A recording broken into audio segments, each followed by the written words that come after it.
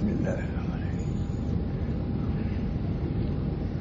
الحمد لله نحمده ونستعينه ونستغفره ونؤمن به ونتوكل عليه ونعوذ بالله من شرور أنفسنا ومن سيئات أعمالنا.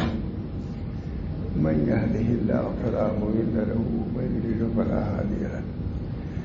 ونشهد أن لا إله إلا الله وحده لا شريك له ونشهد أن سيدنا ونبينا ومولانا محمدا عبده ورسوله صلى الله تعالى عليه وعلى آله وأصحابه وأزواجه وذرياته وسلم تسليما كثيرا كثيرا.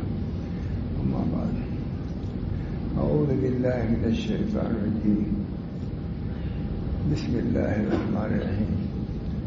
اليوم أكملت لكم دينكم وأتممت عليكم نعمتي ورضيت لكم الإسلام دينا. صدق اللہ علیہ. دوستوں، بزرگوں اور عزیزوں، آپ حضرات کی محبت ہی نے ہم کو یہاں تک پہنچا دیا، ورنہ تو مستقل میں اسفار میں اس عمر میں بھی بڑے بڑے سفر ہی میں رہتا ہوں. ابھی بھی لوڑ آیا تھا کہاں کہاں گیا، سب دشوار گزار گھاٹوں سے گزرنا پڑتا ہے. لیکن بس طالبین ایسے ہیں کہ جن کی رعایت کرنی ہی پڑتی ہے. بہت سے محبین ایسے ہیں جن کی رعایت کرنی ہی پڑتی ہے. ابھی پر 5 7 جون پور کا سفر وہ تب خراب رہا تھا، اور اس وقت مجھے اتنی تکلیف یہاں ہو گئی تھی میں سمجھا صبح میں چل ہی نہیں پاؤں گا. صبح ٹھیک، اللہ کا شکر اب بھی ٹھیک. اس بنا پر آپ حضرات کی محبت ہی ایسی ہے جس کی بنا پر رعایت کرنی ہی پڑتی ہے. مجھے ایک بات یاد آئی، اتفاقی ہے. ہم لوگ کی دعوت حضرت ماں ابوالحسن علی ندوی نے کی تھی. رابع صاحب والے لڑکے کی شادی تھی تو بہت سے لوگ جمع ہو گئے تھے.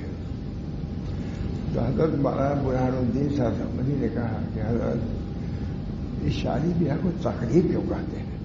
بہت اردو ترجمے ہے عالم. اس شادی بیاہ کو تقریب کہتے ہیں، اور اس کی وجہ خود ہی بتایا حضرت سے. کیونکہ بہت سے لوگ اس میں جمع ہوتے ہیں عیدہ و احباب، اس وجہ اس کا نام ہی تقریب کر دیا گیا ہے.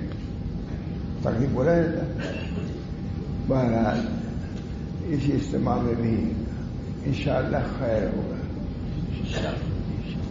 اللہ تعالیٰ نے چاہا جتنے مخلصین صادقین رفقا ہیں ضرور ایک دوسرے کے لیے دعائیں بھی ہوں گی، ایک دوسرے کی رعایت بھی ہوگی. اللہ تعالیٰ کو انشاءاللہ یہ مجمع پسند ہوگا اور اپنے خصوصی رحم و کرم سے اللہ مشرف فرمائے گا. میں نے جس آیت کی تلاوت کی ہے وہ نہایت اہم آیت ہے، معلوم ہے، سب کو معلوم ہے. الیوم اکملت لکم دینکم واتممت علیکم نعمتی ورضیت لکم الاسلام دینا. اس میں بہت بڑی بات، نہایت عظیم خبر اللہ نے دی ہے کہ تم لوگ کی بہت بڑا دن ہے، بہت ہی متبرک دن ہے کہ تمہارے دین کی ہم نے تکمیل کر دیا ہے. کسی نبی کے دین کی تکمیل نہیں ہوئی تھی. نہ موسیٰ علیہ السلام کے، نہ عیسیٰ علیہ السلام نے ابراہیم تکمیل نہیں ہوئی تھی. معلوم ہوا کہ نبی کریم صلی اللہ علیہ وسلم کو یہی شرف حاصل ہوا کہ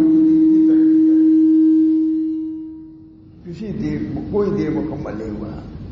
جب دین تک کی تکمیل ہوگی اب پھر کسی نبی کی ضرورت نہیں، پھر کسی کی ذات کی ضرورت نہیں. دین کی تکمیل کے لیے کوئی نقص ہوتا ہے، تعمیر تبھی تو بولا جاتے ہیں. جب دین کی تکمیل ہو چکی اصولی اعتبار سے بھی، فروعی اعتبار سے بھی، بلکہ میں کہتا ہوں ظاہری اعتبار سے بھی اور باطنی اعتبار سے پوری تکمیل. جہاں تک ہمارے صوفیہ نے بھی اس پہ کام کیا تکمیل میں، انہوں نے بھی حصہ لیا. فقہاء نے بھی لیا، متکلمین نے بھی لیا. متکلمین نے عقائد کے جو شعبہ تھا اس کو اپنے ذمہ لیا اور خوب اس کی تشریح کیا. تو وہاں کتابیں بھائی ہوئی ہیں، عقائد تو ہے، اس کے علاوہ بہت سی کتابیں پوری تکمیل کیا انہوں نے تکمیل. الیوم اکملت ہے تو اکملت کا ظہور ان لوگوں سے ہوا. نبی اکرم صلی اللہ علیہ وسلم نے کیا وہ تو کیا ہی. اس کے بعد ان کے نائبین نے 3 جماعتیں خاص پیدا ہوئی. ایک متکلمین کی، ایک فقہا کی، ایک صوفیہ کی.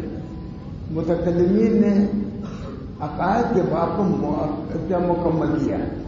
تکمیل تو ہو چکی ہے، یہ اس کے فروع و جزیات کے اعتبار سے. متکلمین نے عقائد کے باب کو مدلل کیا.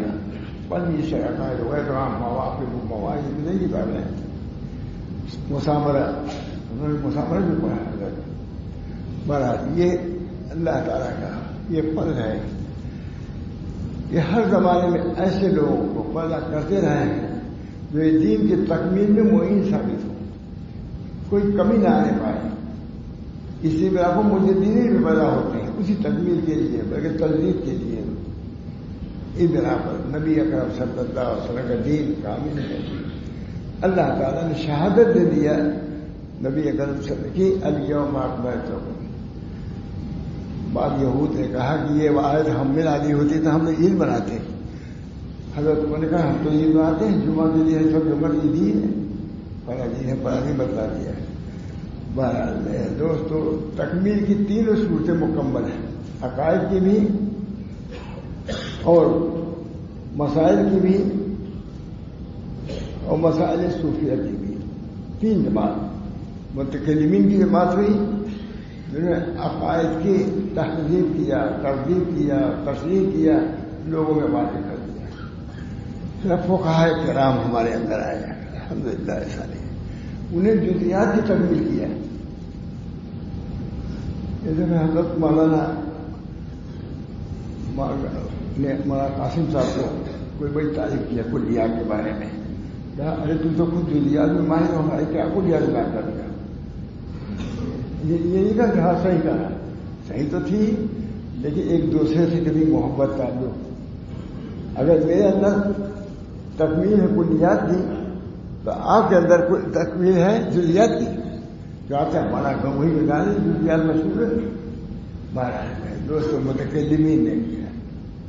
پھر بعد ہمارے بزرگان جو فقہا تھے انہوں نے کیا. انہوں نے بہت کچھ کیا، انہوں نے بھی بہت کچھ کیا. ہمارے حضرت ماشاء اللہ فرماتے تھے کہ یہ فقہا صوفیہ سے کم نہیں تھے. یہ تمام حضرات نسبت سے بھرپور تھے. اللہ کی نسبت مع اللہ کے بغیر یہ کام کر ہی نہیں سکتے جو فقہا نے کیا ہے. معلومات یہ بھی بہت بڑی نعمت ہے جو زیادہ کی تکمیل فقہا کے ذریعے سے ہوئی. اللہ تعالیٰ نے میرے فقہا کو بہت زیادہ فہم دیا تھا. اور کیسی فہم کہ محدثین نے کہہ دیا اس حدیث کو پڑھتے ہم سمجھاتے یہ لوگ سمجھ گیا ہے. فقہا کی تعریف کیا کیا یہ اس کے علم اور علت کو سمجھتے ہیں. محدثین نے کیا جمع حدیث کر دیا، کوئی معمولی بات نہیں، بہت بڑی بات. یہ فقہا نے جو اس کے جو اس کے اندر موت تھا اس کو نکال کے امت کے ہمیں پیش کر دیا. مہاراج یہ بھی ایک بہت بڑی تکمیلی صورت کام یہ بھی ہوا فقہا کے ذریعے سے، متکلمین کے ذریعے سے بھی اور فقہا کے ذریعے سے. یہ بات خاص میں کہتا ہوں کہ حضرت امام حنیفہ وغیرہ کا مطلب بہت حضرت فرماتے تھے ماشاء اللہ صاحب. یہ سب حضرات نسبت صوفیہ. حسن بصری نسبت صوفیہ نہیں، حضرت رحمت اولیائی نہیں، بلکہ یہ حضرات بھی صوفی تھی. بغیر نسبت باطنی کے فقہ کی تعلیم نہیں کر سکتے، نہیں کر سکتے تھے. اللہ نے ان کو توفیق دیا کہ فقہ کو ممہد کرو، لوگوں کے سامنے ظاہر کو، اس کے لیے کلیات بنائے، کلیات کو صاف کیا، استعمال کیا. اس طرح کو بہت بڑی متکلمین فقہ کا بھی ایک مقام ہے. تکمیل کے بتا رہا ہوں کہ تکمیل کس طرح ہوتی. اسی طرح میں دوستوں بزرگوں باقی چیزیں بھی کچھ ہیں اس کی تکمیل صوفیہ نے کیا.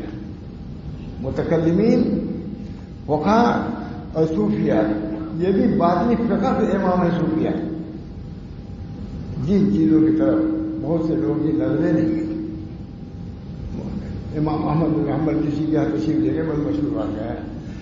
کہا بھائی میں گیا تو لیکن ایسی باتیں سنی جو مجھے سمجھ نہیں آئی تھی, لیکن تھی الگ قسم کی انوکھی بات تھی جب ہم لوگ قائل نہیں.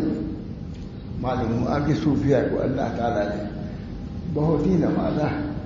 لکھا ہے علماء نے لکھا ہے کہ چونکہ انہوں نے اتباع سنت میں مبالغہ کیا تو اللہ تعالیٰ نے کرامات کے دینے میں مبالغہ کیا.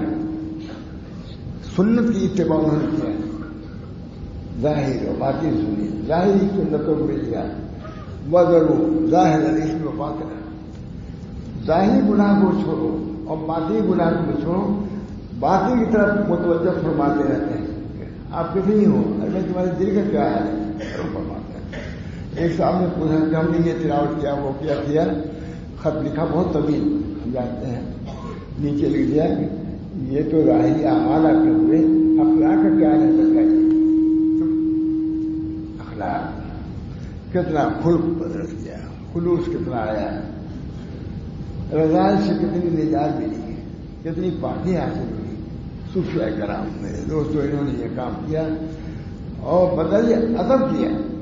لکھتے ہیں سخو اسخو, خود کیا انہوں نے اور پلایا لوگوں کو. اور ہر زمانے میں اللہ تعالیٰ یہ تینوں ہی جماعتوں کو پیدا کرتے رہتے ہیں. ہر زمانے میں اللہ تعالیٰ جو چیزیں داسا کمی کر جاتی ہیں زوال کی طرف ایک وقت میں ایک عالم آتا ہے اس کو پورا کر دیتا ہے.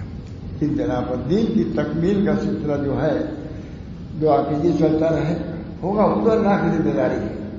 لیکن دعا کیجیے کہ اللہ تعالیٰ اس موقع پہ ہم لوگوں سے کچھ کام دیتا رہے اور قبول فرما دے گا. تکمیل جو ہے ظاہر ہے کہ انسان کے ذریعے سے اللہ تو کرنے والا ہے لیکن ذریعہ تو کچھ ہی بنتا ہے. اس بنا پر اللہ تعالیٰ نے ان جماعتوں کو پیدا کیا ہے اس لیے تاکہ دین کی تجدید ہوتی رہے. اس کے اندر کوئی تھوڑی سی جو قدامت ہے اس کی تجدید اور ہر کسی کی جو خوبیاں ہو سکتی ہیں اس کو پیدا کرتے رہے. تو اس پر میں نے کہا کہ اللہ تعالیٰ نے بھی قرآن میں بھی ہر چیز کو بیان فرمایا, عقائد کو بھی بیان فرمایا ہے, اعمال کو بھی بیان کیا ہے اور باقی چیزوں کو بتلایا ہے. اس گروپ کی سلم میں کافہ, سلم میں پورے طریقے سے داخل ہونے کا مطلب یہ ہے کہ ظاہر اعتبار سے بھی داخل ہو اور باطنی اعتبار سے بھی داخل ہو. ہم ترجمہ کرتے ہیں سلم میں داخل ہو جاؤ.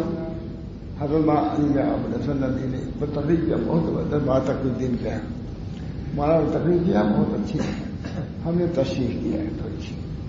حضرت نے بیان فرمایا ہے یہ موجود تھے, لیکن سلم کی میں کچھ تعریف کرنے گیا تھا.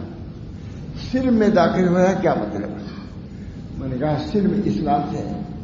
اسلام کے کتنے شعبے ہیں, عقائد بھی ہیں, اعمال بھی ہیں, اخلاق بھی ہیں, آداب بھی ہیں, سب چیزیں ہیں. ان تمام چیزوں میں داخل ہو.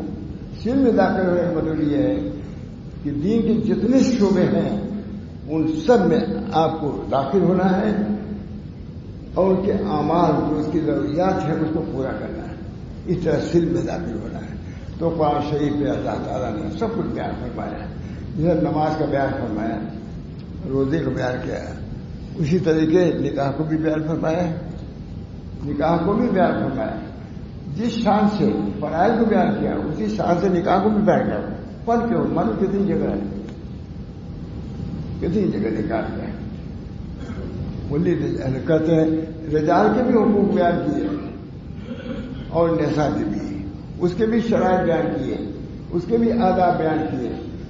اس بنا پر ان چیزوں کو مضبوط رکھنا بہت ضروری ہے. اللہ تعالیٰ ہم لوگوں کو جو موقع آوے اس کو ہم کو آپ کو دیکھنا ہے کہ نبی اکرم صلی اللہ علیہ وسلم کی تعلیم کیا ہے کہ اللہ نے اس کی کیا مطلب ہے. تو اللہ تعالیٰ نے نکاح کو بھی پورے طریقے سے بیان کیا ہے اور کہا کہ نکاح آپ سب لوگ ہیں, بہت سے لوگ میں کیا نکاح کے اندر دو چیز تھے, ایجاب و قبول. دو شاہدوں کے سامنے بنے تھے ہی تو ایک بہت بڑا مجمع تھا, بہت سے لوگ تھے, بہت بڑا. دوسرے مذاہب کے تھے تھے. میں نے کہا بہت سجا ہوا تھا کہ یہ مسجد میں ہو رہا ہے، لیکن وہاں مجھے کہنا پڑا. نکاح صرف ایجاب و قبول کا نام ہے. 2 شاہدوں کے سامنے یہاں پہ کتنے شاہد موجود ہیں. ایجاب شریعت نے آسانیاں پیدا کیا ہے. نبی اکرم صلی اللہ علیہ وسلم آسان دین لے کر کے آئے. اس بنا پر نکاح کو کیا کہا؟ ایجاب و قبول شاہدوں کے سامنے. باقی یہ جتنی چیزیں ہیں یہ سب خود ساختہ ہے، نہ شریعت سے اس کا کوئی تعلق نہیں ہے. جل بیٹھے ہوئے کہا بھائی ہم نے چیز کو نہیں بتایا تھا. دوستوں بزرگوں، اللہ تعالیٰ نے ہمارے دین کو کامل، ہم خوش نصیب ہیں کہ اللہ تعالیٰ نے ہم کو دین کامل دیا ہے، کتاب کامل دیا ہے. ذالک الکتاب لا ریب فیہ، کوئی شک نہیں. اگر کوئی شک کرتا ہے تو وہ مشکوک ہے، وہی مشکوک ہے. ذالک الکتاب لا ریب فیہ. نبی بھی سب نبیوں کا سردار سید الاولین قرار دیا. کتاب بھی تمام کتابوں سے بڑھ کر کے محقق. ذالک الکتاب لا ریب فیہ ھدی للمتقین، متقیوں کے لیے ہدایت ہے، دستور الحیات ہے کتاب. ابھی ایک کتاب ہے دیکھیے دستور کی سب سے بڑی چیز جو ہے کتاب اللہ کو پیش نظر رکھو. حضرت مولانا شاہ فضل الرحمان صاحب کہیں کوئی کتاب پیش کرتا تھا تصوف کی، کیا ہٹو کتاب اللہ کافی ہے. تصوف کیا اس کا اندر بیان ہے، انکار نہیں تھا، کیا اس کے اندر بیان ہے. اس بنا پر میں نے آیت پڑھی کہ اللہ کا شکر ہے کہ اس ایک سنت کے میں شرکت کرنے کے لیے سنت کے موقع پر آپ حضرات نے بلایا. یہ انتہائی محبت کی بات ہے، تعلق کی بات ہے. ہم لوگ باوجود کسی درجے میں معذور کے بائیں میں آیا اور الحمدللہ کوئی تکلیف بھی مجھ کو نہیں ہے. اللہ تعالیٰ آپ حضرات کی اس محبت کو کی جزا عطا فرمائے ہر کسی کی. اور جب بھی میں آتا ہوں الحمدللہ بیان کرتا ہی رہتا ہوں، بتاتے ہی رہتا ہوں. یہاں بھی آتا ہوں تو بیان کر، اس مسجد میں کئی مرتبہ بیان ہو چکا ہے. تک قیام ہی بہت دیر تھا، یہاں بیان ہو چکا ہے. اللہ تعالیٰ اپنے فضل و کرم سے دین کی صحیح باتیں پیش کرنے کی توفیق عطا فرمائے اور دین کی قدر و منزلت ہمارے دلوں میں پیدا فرمائے. فرمایا 2 چیزیں، الرجال قوامون علی النساء، قرآن میں تو ہے. وَلَهُنَّ مِثْلُ الَّذِي عَلَيْهِنَّ، کہتے ہیں وَعَاشِرُوهُنَّ بِالْمَعْرُوفِ. فرماتے ہیں الرجال کو 2 ہی جز ہے. ایجاب کا تعلق رجال سے ہے. تو بتلا دیا کہ رجال جب ہو، تمہاری ذمہ داری جب ہے تو اس کو نبھاؤ، سرپرستی کرو، صحیح معنی میں سرپرستی. معاشروہن بالمعروف، ان کے ساتھ معروف اچھا معاملہ کرو. اور رجال یہ ہے، اسی طریقے سے اس میں یہ بھی نکلا ہے کہ عورتوں کو بھی رجال کی رعایت کرنی چاہیے. جب اللہ نے ان کو ایک منصب دیا ہے تو اس منصب کا لحاظ ضروری ہے. اگر ان حقوق کی رعایت ہوتی رہے انشاءاللہ العزیز اس کے برکات دی جائے. میں تو کہتا ہوں کہ سب سے بڑی چیز